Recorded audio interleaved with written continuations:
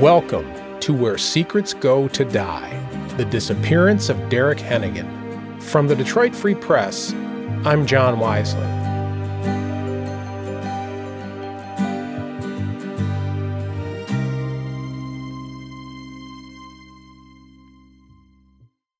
Before we begin, a reminder. This is a two-part episode, and you're now listening to Part B. Be sure you've listened to Part A, where we question Michigan State Police about the search of Trooper David Mogenberg's property. And we review other suspects in the case, including a man who pled guilty to attempted perjury. You don't want to miss it. As I was saying in Part A, when Trooper Grenfell took over the case, he was digging deeper into it years after Derrick went missing. So he went back and re-interviewed a lot of the people in and around it. In 2015, there was a lot going on. Trooper Mogenberg's daughter had already reported his walk in the woods. Dyanna Maddox had been arrested after a dust-up with her 14-year-old daughter. She was accused of domestic violence and being disorderly. The prosecutor dropped the domestic violence charge and she pled guilty to a misdemeanor. And she really began a downward spiral. During the domestic violence investigation, Child Protective Services visited her apartment. Investigators said they found marijuana, pills, and syringes scattered throughout the place. They also interviewed her 14-year-old daughter, who said that she was forced to help Dyanna crush pills. She said she would even hold Dyanna's arm while Dyanna injected the drugs. Dyanna later pleaded guilty to maintaining a drug house. The court also yanked her kids out of there. And in the coming months, she would face more troubles. She refused one drug test, failed another, served some jail time. At one point, she was found unconscious at a tavern and rushed to a hospital. There, she tested positive for alcohol, opiates, oxycodone, and benzodiazepine, a form of sedative. In the middle of all of Dyanna's troubles, the triple murder in Manistee happened. All three victims had ties to the Henagan case. And Trooper Grenfell? He kept digging into Derrick's disappearance. He had interviewed a man named Lonnie Cummings. Lonnie was a friend of Dyanna's one-time brother-in-law, Brian Mitchell. Lonnie said he'd been staying at Mitchell's home once when Dyanna also was staying there. One night, Lonnie said, Dyanna got drunk, and Lonnie said Dyanna told him she deserved Social Security for her son because Derrick was the father. Lonnie said Dyanna claimed she deserved the money because, quote, after all, she paid $100,000 to get rid of the body, end quote. Lonnie said he believed it because as he understood it, Dyanna had received several $100,000 from the life insurance policy of her ex-husband. Lonnie told the police that the morning after that drunken exchange, Dyanna was sober. Lonnie said she repeated the story with no variation. Then, about 2 weeks later, Dyanna was drunk again and repeated it again, Lonnie said. This time, Lonnie said one of Dyanna's daughters approached while she was talking. Dyanna told her to leave her alone, saying, quote, I'm talking about murder, end quote. After talking to Lonnie, Trooper Grenfell went to question Dyanna. He caught up with her at a local jail while she was locked up on unrelated charges. I'm going to put this recorder right there and forget that it's there. I'm Trooper Grenfell. It's, 3:25 of 15 at around 11 o'clock, 11:04 to be exact. I have with me Dyanna Louise Maddox. I received a recording of that interview and a later one from the state police. They redacted them, silencing portions of the conversations, so it can be a little tough to follow. The recordings do track with the police reports we've mentioned before, though not exactly. The written reports are basically summaries of the conversations. Some things appear in the reports, but are redacted entirely from the recordings, and vice versa. You've made some statements when you've been intoxicated that we've got issues with, or I do. It's kind of like my case now, so I've got issues with. It was when you were staying in the basement. Grenfell asked Dyanna about the things Lonnie had told him. So, No. So whose side are you? What is it? I mean, you had something to do with it? She admitted saying some of those things, but insisted she was being sarcastic because people have long accused her of being involved in Derrick's disappearance. No, I have said that before, just being stupid. And I'm not going to sit here and say that I haven't said that because, yeah, I have said stupid stuff like that, but no. I didn't want Derrick gone. I didn't want Derrick hurt. Grenfell told her the things he'd heard about her. A lot of people think that you had something to do with Derrick's disappearance. Mm-hmm.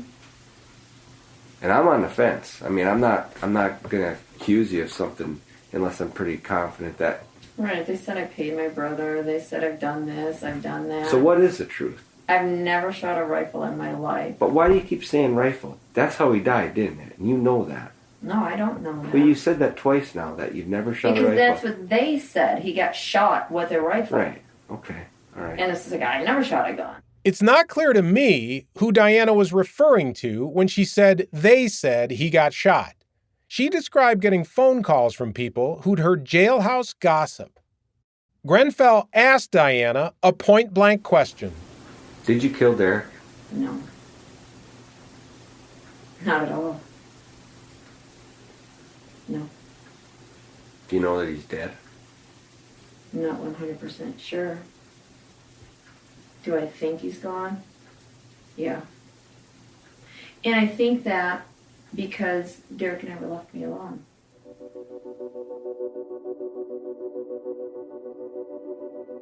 Grenfell pressed ahead, but the passage of time clearly made things more difficult. He attempted to get copies of the run sheets from the B&E report Dyanna filed about the missing guns. But police had updated the computer dispatch systems, and he couldn't get them anymore. I wish he would have. Remember, it's unclear who actually called police the day Derrick was last seen, and whether someone had Mogenberg's direct number. The run sheets might have clarified that. Anyways, Grenfell did what previous investigators hadn't done, interviewing the landlady, who remembered bleach stains on the carpet. He interviewed Dyanna's sisters. He connected with her youngest daughters. He even spoke with his colleague, Trooper David Mogenberg. He re-interviewed Denny Murdoch, the neighbor, and told him that he was no longer a focus of the investigation. Those interviews were helpful, adding new information to the report. But it makes me wonder how much more information would have been gathered if those interviews had been done years earlier. How much was lost in the passage of that time?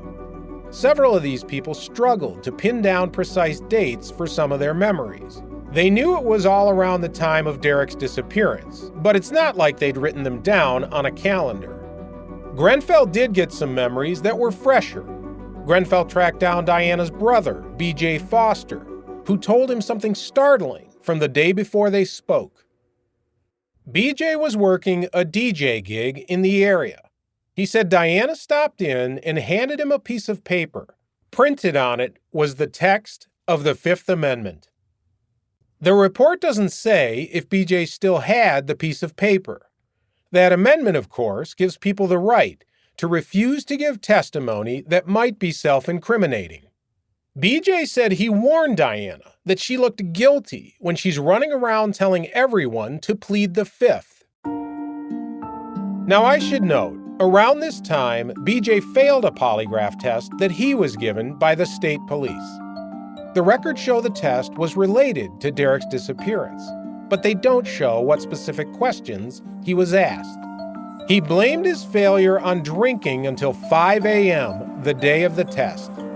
He asked to take it again, though I didn't see anything to show that he ever did. Another thing involving Dyanna also struck me as odd, and brought the police calling. Now, you should keep in mind going forward, Dyanna's connection to the Henagan case, and eventually some concerns about Mo for that matter, definitely ended up on the radar of folks around Newberry. A young couple bought a bed from Dyanna about 6 years after Derrick disappeared.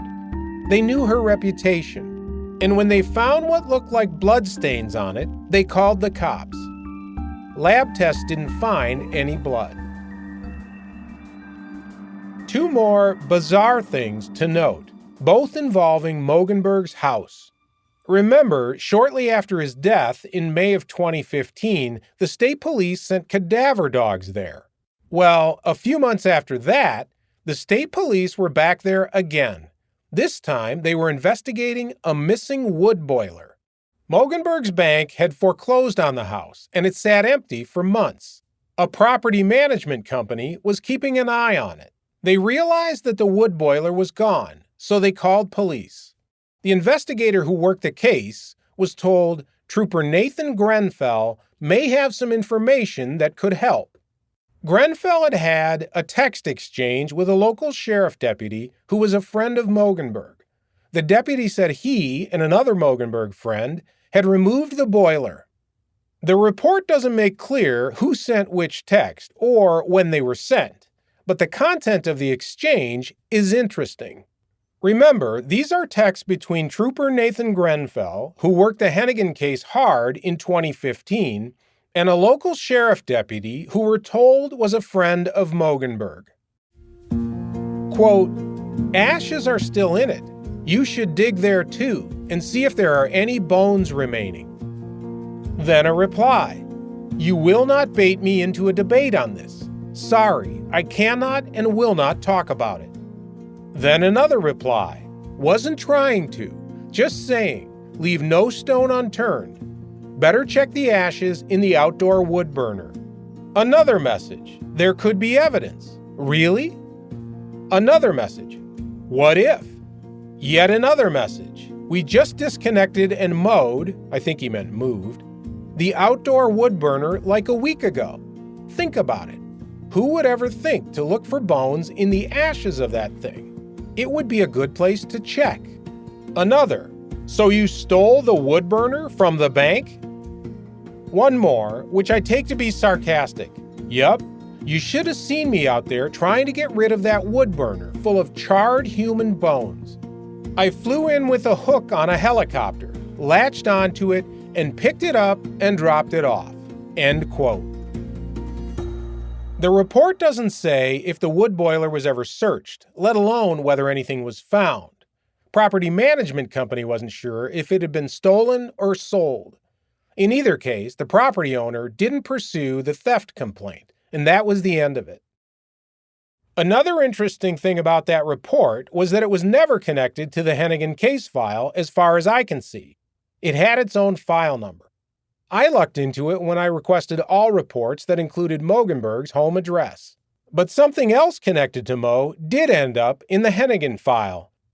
This one was also related to his former house, and it came several years after he died. The house had been empty for a couple of years. A man named Chad Catola bought it out of foreclosure on the cheap. He fixed it up and flipped it. Chad's a local who'd grown up in the area. He told us he was renovating when he broke open a basement wall. What he saw inside kind of freaked him out. There was a full-sized axe inside the wall. The axe back there, I mean, it looked clean, but not super old. Might drop a screwdriver or a carpenter's knife that you don't want to go get, but an axe doesn't end up back there. You know, that's kind of what weirded me out about it. Chad did what most people would do at first. I had gloves on. I was obviously working, but I grabbed it and then it just clicked with me. I was like, "Oh, I better set that down. Like, I better not be messing with that." Chad knew the history of the house when he bought it. Like I said, the disappearance of Derrick Henagan is pretty well known in the area. I've had buddies over and people that grew up around here. They'd come over to the house. We'd have some beers, and of course that would get brought up. And, you know, conspiracy theory kind of. Yeah. So that story is a little bit of an urban legend up there. People know it pretty well, huh? Yeah, absolutely. Yeah, people know it pretty well. Wow. Yeah, I was getting a lot of crap when I was buying the house. Like, well, you know, Derrick Henagan's buried in the root cellar. Like, yeah, okay, whatever you say, man. All kidding aside, Chad took the axe seriously. He had some buddies who were troopers, so he made a call and the state police came by to pick up the axe. It was attached to the Derrick Henagan case file and sent to the State Police Crime Lab, which analyzed it for blood and fingerprints. Here we have another lab report, and again, no findings. Another dead end. There was one more thing I wanted to do. I wanted to ask Dave's second wife, Renee, if she remembered him having an axe like that around the house.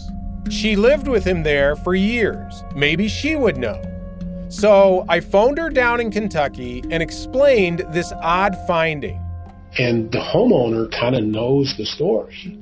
He kind of knows. He knows. Dave put up new drywall in the freaking basement. Renee was as intrigued as I was. She immediately thought the worst. How much more evidence do they need? An axe between the freaking walls? You probably axed him up back on the freaking property and fucking burnt him in the stove. Ouch. I wasn't ready to say that about Mogenberg, but I still had my questions about the meaning of this axe. Then Renee suggested something I should have thought of first. If you showed me that axe, I could identify and say if it was ours. I've got a picture of it. You want me to send you a picture of it? Okay.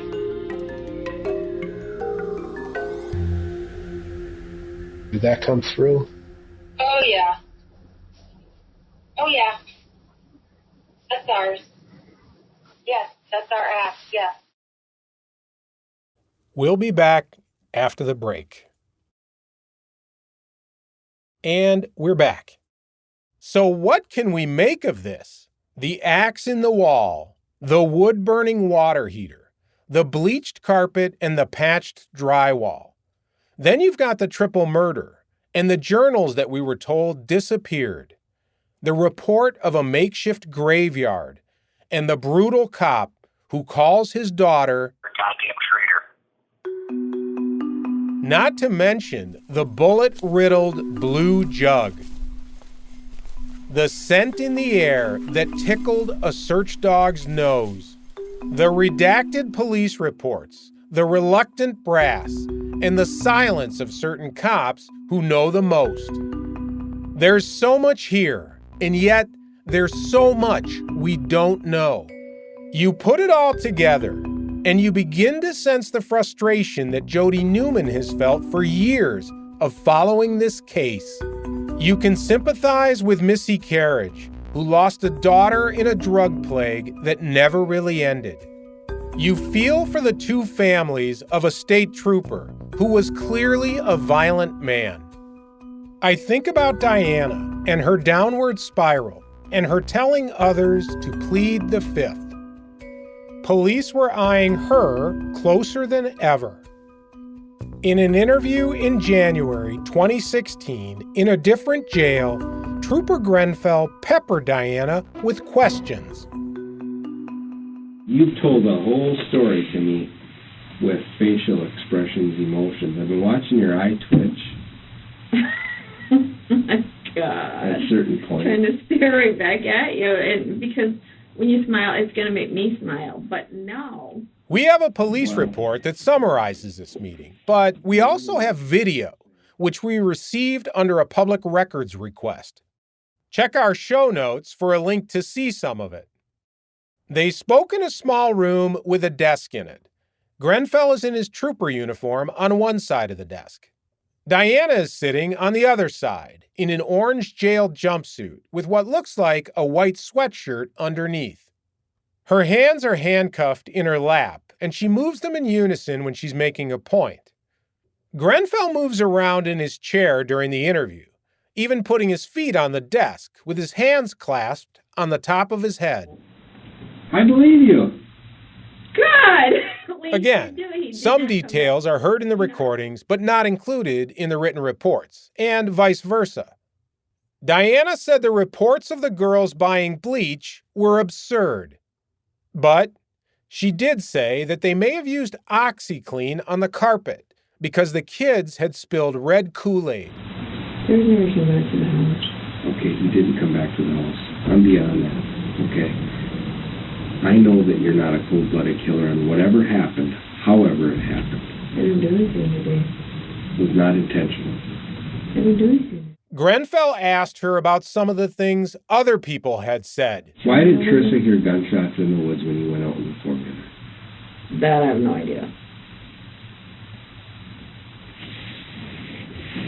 I know it doesn't make sense. It's one of the dots we can't cross. Trissa says you go walk, or it doesn't make sense. She says you go off with the four-wheeler, then the gunshots are heard somewhere else. I don't know. It's near that trail, the trail that kind of... I don't know. I didn't go out there with the gun or whatever.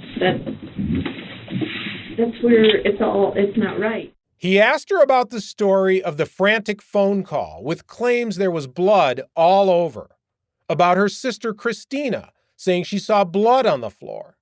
Quote, "None of that is right," Dyanna said. Grenfell grilled her about the timing of the missing person report. You knew he was missing, which is why you filed a missing person complaint.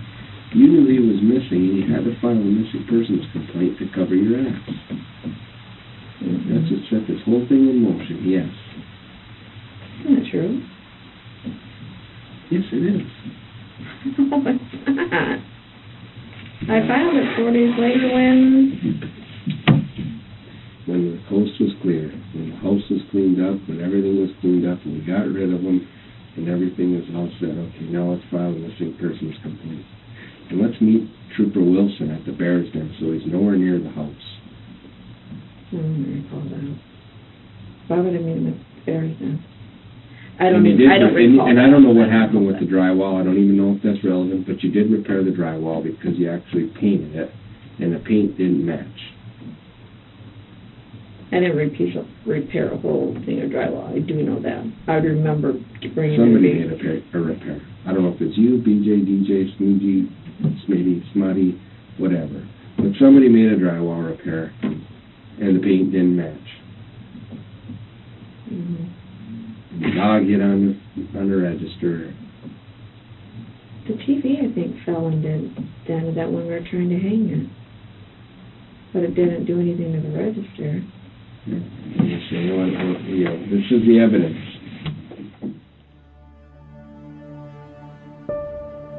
Grenfell asked her why, when she was picked up on an unrelated bond violation, she told someone she was being arrested, quote, for the murder of Derrick Henagan. Dyanna said she didn't remember saying that, and that she probably thought she was being arrested for something to do with Derrick. Now, I can't hear this in the audio the police gave us, but the written reports show she denied having a relationship with any police in the area. That Grenfell asked specifically about whether she had a relationship with Trooper Mogenberg, and wrote, quote, she insinuated she had not, end quote. I gotta be honest, I had to piece that together from two different copies of the same police report. They were redacted in slightly different ways. In one copy, the word relationship is blacked out in Grenfell's question. In the other, the word Dave is blacked out. The context of this discussion makes it clear to me that the Dave in question is Trooper David Mogenberg.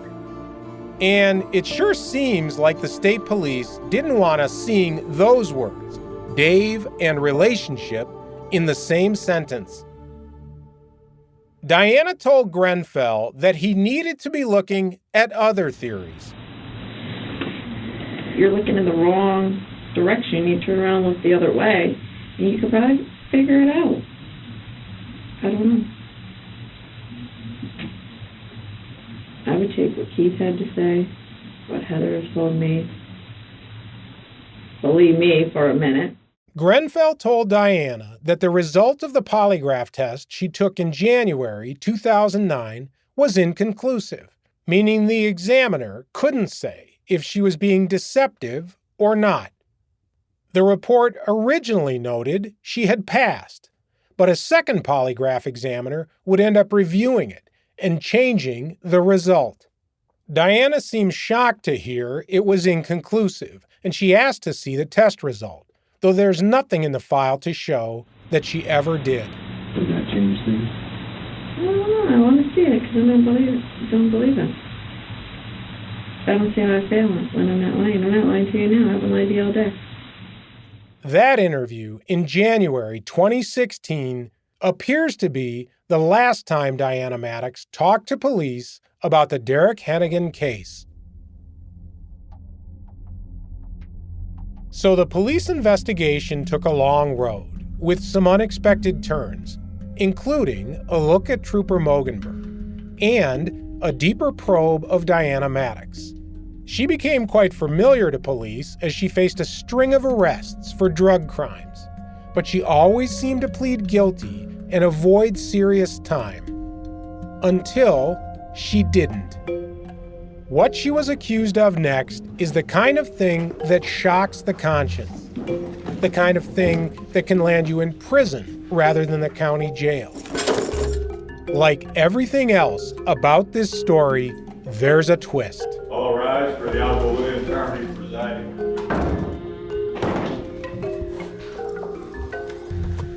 Next time on Where Secrets Go to Die. Please be seated, thank you. This is a matter of People versus Maddox, file 17-1338, FC.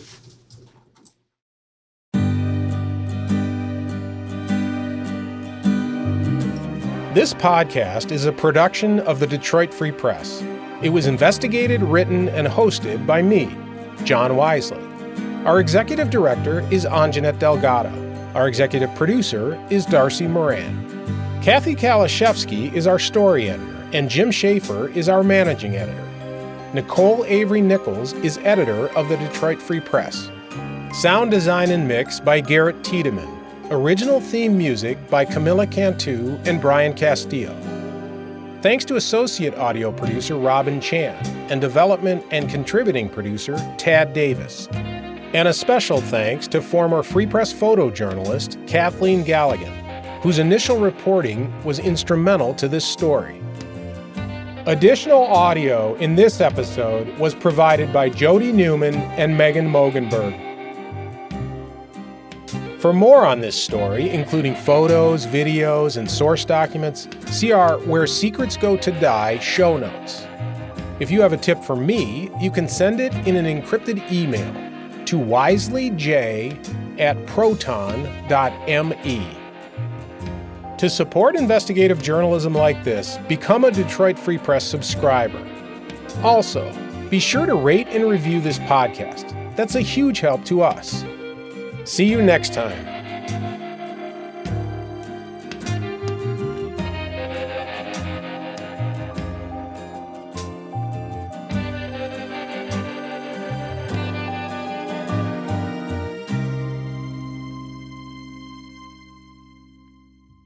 If you or someone you know has experienced domestic violence, help is available through the National Domestic Violence Hotline at 800-799-SAFE or by visiting their website at thehotline.org. For help with mental health or substance use disorders, visit samhsa.gov or call their hotline at 800-662-HELP for free confidential referrals.